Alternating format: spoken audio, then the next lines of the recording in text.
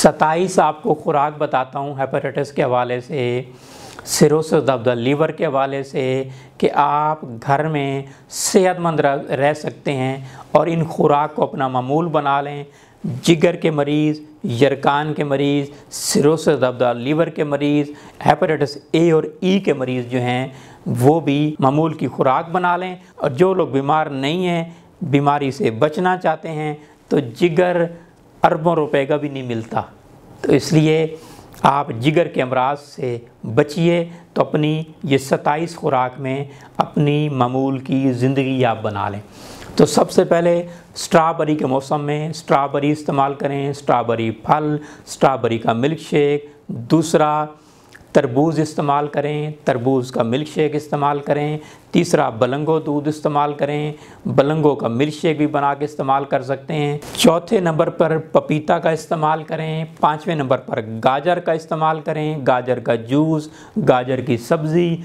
छठे नंबर पर दही का इस्तेमाल करें, दही की लस्सी का इस्तेमाल करें। सातवें नंबर पर ताज़ा मक्खन का इस्तेमाल करें, लेकिन गाय का मक्खन होना चाहिए। ये भी यूट्यूब पर मेरी ज़ुबानी आप सुन सकते हैं कि हजूर सल्लल्लाहु अलैहि वसल्लम का क्या फरमान है। आठवें नंबर पर मूंगरे इस्तेमाल करें। नवें नंबर पर सुन्नत नबवी के मुताबिक सत्तू का इस्तेमाल करें। 10वें नंबर पर जो है आप इस्तेमाल करें दूध की खीर। और 11वें नंबर पर तुलसी का रायता इस्तेमाल करें। 12वें नंबर पर जो है बग़ैर मलाई वाला दूध इस्तेमाल करें। 13वें नंबर पर जो है बादाम की सरदाई इस्तेमाल करें। 14वें नंबर पर सागू दाना इस्तेमाल करें।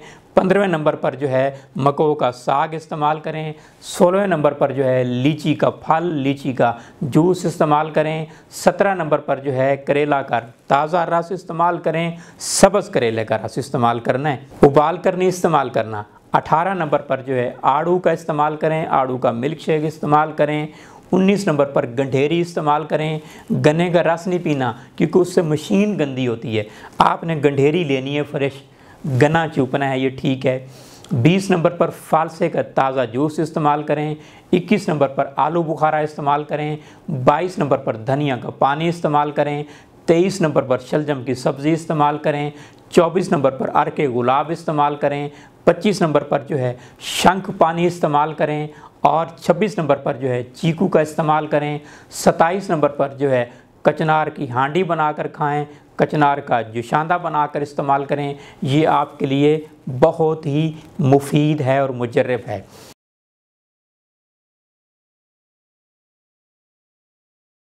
अब 4 इलाज आप सुन लीजिए। कासनी बेहतरीन इलाज, शहद बेहतरीन इलाज। 2 हो गए हिना, जिसे मेहंदी कहते हैं, मेहंदी भी कहते हैं।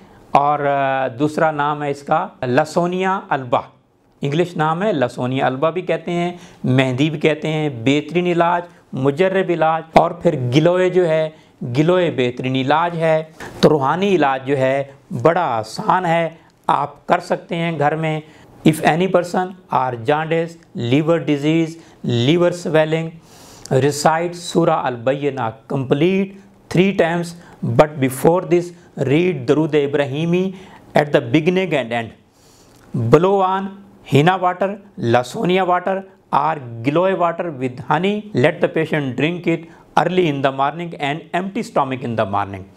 This process is to be done for 45 days. Inshallah he will feel better very soon. Inshallah he will be cured. मेरे हज़ारों लेक्चर्स YouTube पर मौजूद हैं। मेरे लेक्चर सुनते रहिए और अपनी मालूमात में इजाफ़ा कीजिए।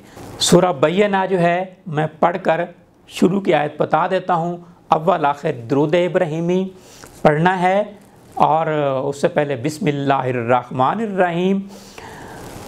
लम यकुनिल्लज़ीना कफ़रू मिन अहलिल किताबी वल मुशरिकीना मुनफ़कीना हत्ता तातियहुमुल बय्यना। ये 8 आयात पर मुश्तमिल है, ये आपने पूरी पढ़नी है। हिना के पानी जो है उस पर दम करके आपने पी लेना है। या गिलोय आपने लेना है 30 ग्राम और इसको आधा किलो पानी में पकाना है। जब 70 ग्राम जितना रह जाए तो फिर आपने 70 ग्राम शहद मिलाकर और ये आपने उस पर दम करना है, सूरह अल-बय्यना, और आपने पी लेना है। 45 दिन का अमल है ये। इंशाअल्लाह आप ठीक होंगे, और ठीक हो जाएं तो मेरे लिए दुआ फरमा दीजिएगा।